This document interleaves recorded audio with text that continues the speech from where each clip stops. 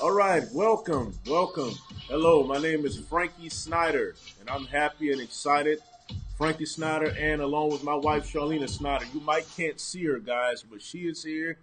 She is conducting all of the music and all of the technical things, in which allows us to be able to do what we can do, and it also allow us to be able to serve you guys the way we're able to serve you guys. So I'm extremely excited to be here with my wife as we continue this journey, talking about how you can attract the kind of life that you desire. I want to start off by saying this right off the rip, okay? Everything that you have in your life right now, right at this time, regardless of what it is, okay? Regardless if it's good, regardless if it's bad, regardless if it's consistent, regardless if it's inconsistent. Listen to me. Everything that you have in your life right now, right at this moment, at this time, you attract it to you. Okay? Regardless of what it is, regardless if it's a good relationship you're in, regardless if it's a bad relationship you're in, regardless if you got a lot of money, regardless if you don't have a lot of money. I'm here to tell you, okay, that whatever you have in your possession right now, you attract it to you. Okay?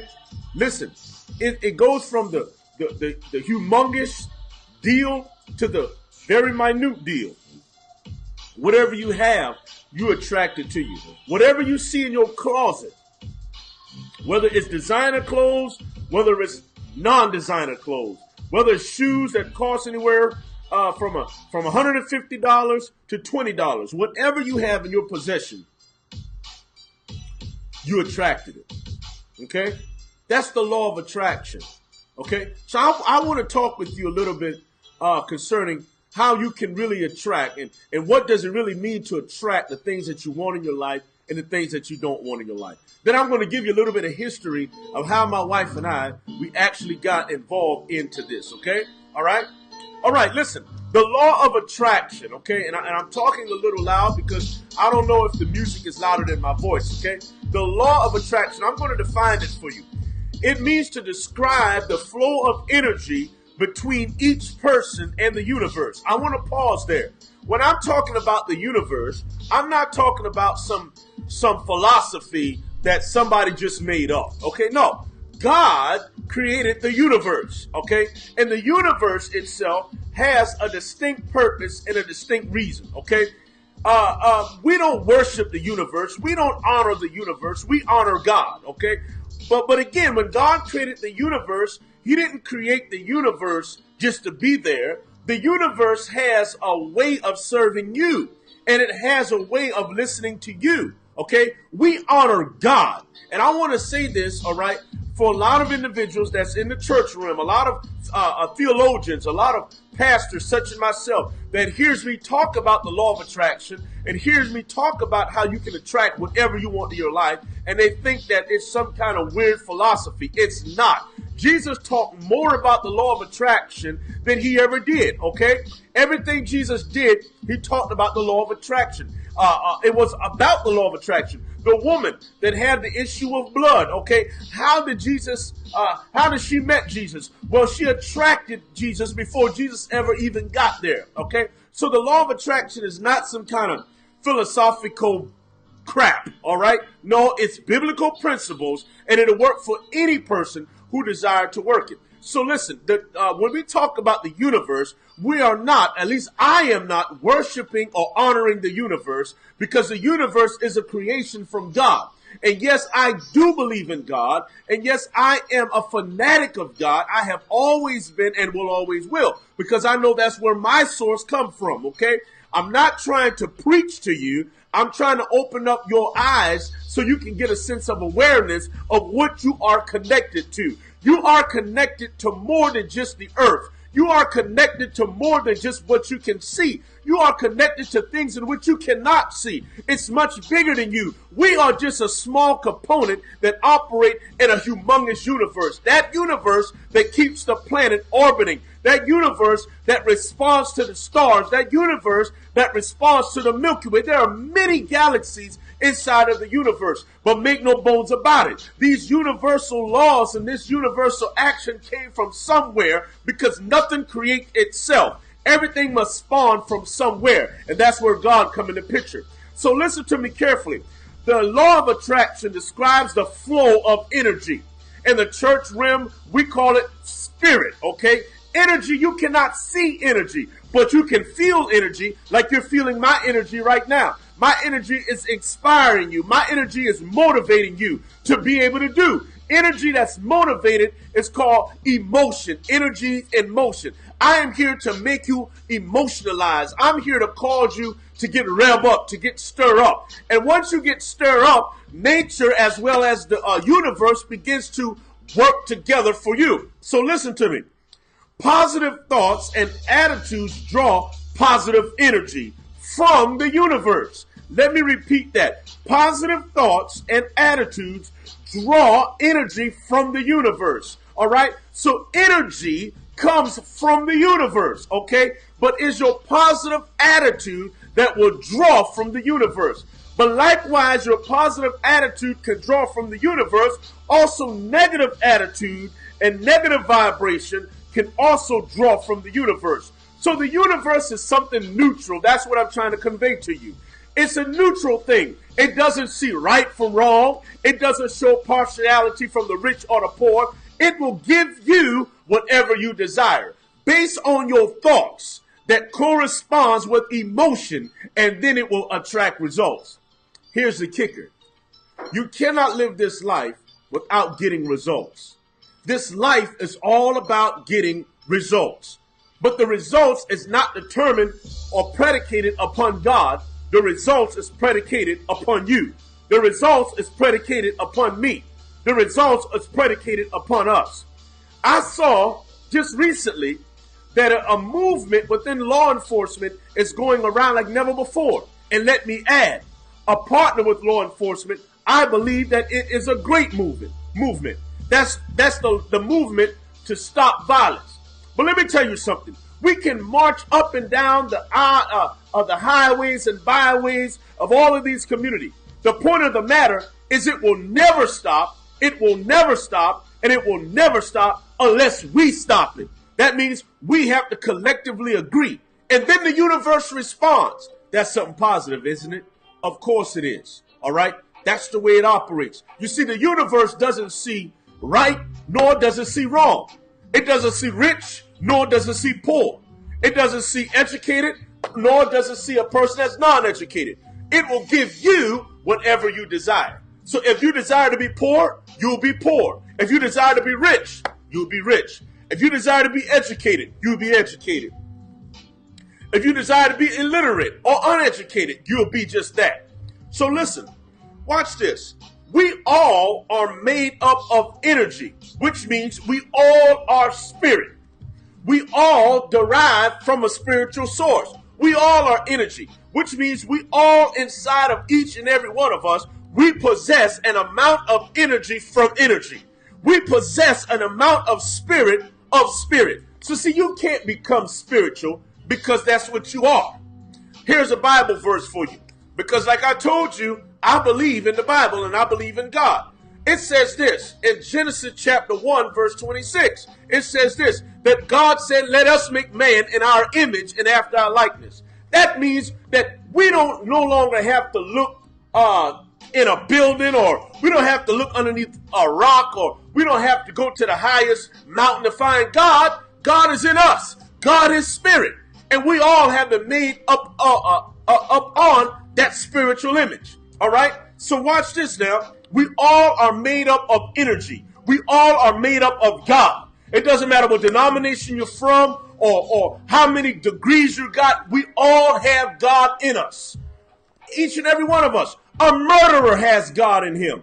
Watch this. Homosexual have God in them. Watch this. The poor man has God in him. Watch this. The thief has God in him. God is in every man. You understand what I just said? You got to really understand that and settle that in your mind. God is in every man. And I know some people may disagree with me and say, how could God be in every man? How can God be in the murderer? How can God be in the liar? How can God be in the thief? How can God be in the whoremonger? How can God be in the homosexual? How can God be in all of these different people? Because we all been made up of God. right? Let's understand that. What happens is the individual that becomes a thief, the individual that becomes a liar, the individual that becomes all of these things that we label them on, they become these things because it's based on how they are attracting. The person that's a murderer is only a murderer because he's attracting that kind of vibe.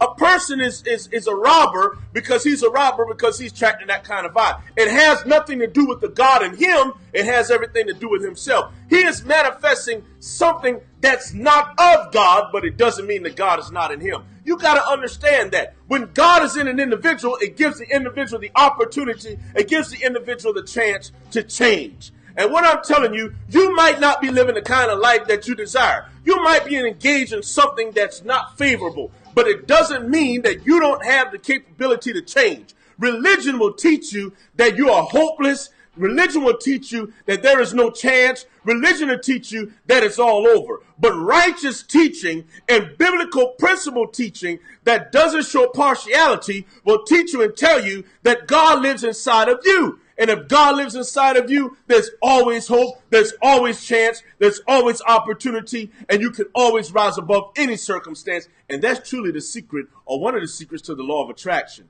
I don't know how many time that I have left, but I want to answer this question. Where did these ideas come from concerning the law of attraction? Where did it come from? Well, the law of attraction has been around since the beginning of time. Matter of fact, the law of attraction is a universal law that God himself created because he understood apart from it, you couldn't succeed. Apart from it, you couldn't make it. Apart from it, you could not build the kind of life that you desire. Now listen, if you're going to build a life, it first starts with desire.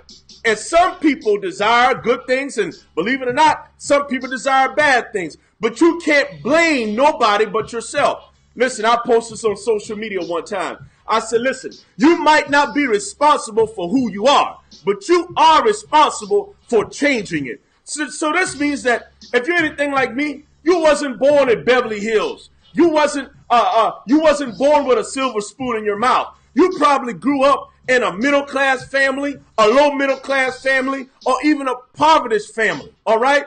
But guess what? You had no control over that. You had no control of who family you was born to. You had no control of whether or not you was molested when you was a 5 years old, whether or not you was molested when you was 7 years old. You had no choice if your mother was a single mom or if you was born in with just a single father. You had no choice if you was born in the hood, if you was born in the ghetto. But you got a choice and you got a chance and you got an opportunity that you can change that. You might can't change whether or not you was born in a family that didn't have money and you struggle every day of your life. Your mother had to work 3 jobs just to put food on the table for you. She wasn't hardly home and you had to fend for yourself when you was a child. You probably couldn't change that. But guess what? You're at an age now that you can understand and know that God was in you all of this time. And when God is in you, there is always possibility that you can change the condition that you was born into. By understanding the law of attraction, by understanding how you can attract the very things that you desire in your life. Watch this to me now. Just watch this. Every individual that you look through by the pages of time, all right? Every individual that truly became wealthy during the time of the Great Depression, even during the time of slavery.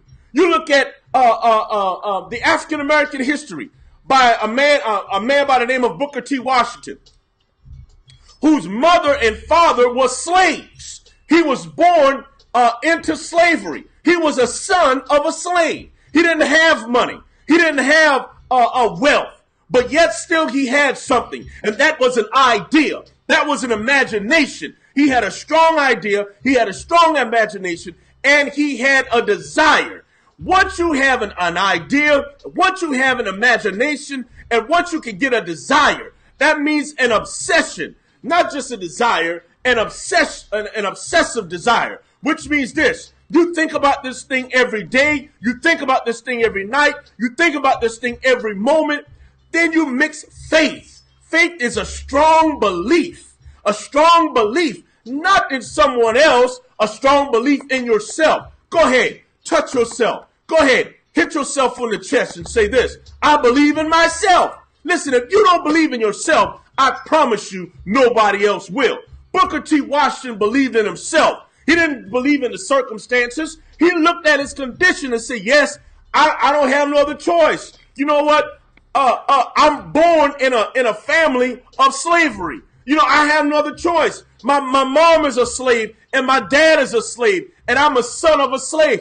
This is the condition I'm in. But this condition, watch this, this condition does not dictate who I can become. Booker T. Washington, he had some hard days. He had some hard times. He had to walk some hard roads. But when you look at his life, when you look at his legacy, listen, that's right, his legacy. He left a legacy behind based on what? An idea, an imagination, a desire, and faith. Mix his ingredient, he attracted success.